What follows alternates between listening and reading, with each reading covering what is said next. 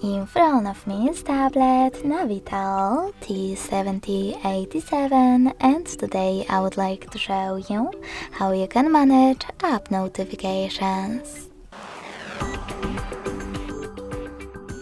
First of all, go into Settings and scroll down to access notifications. Then tap on App Settings.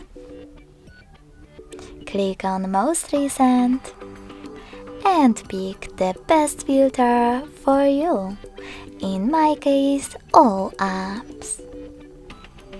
Finally, just tap on the switcher next to one of your apps from which you want to block notifications, like Chrome. You can switch them back on the same way.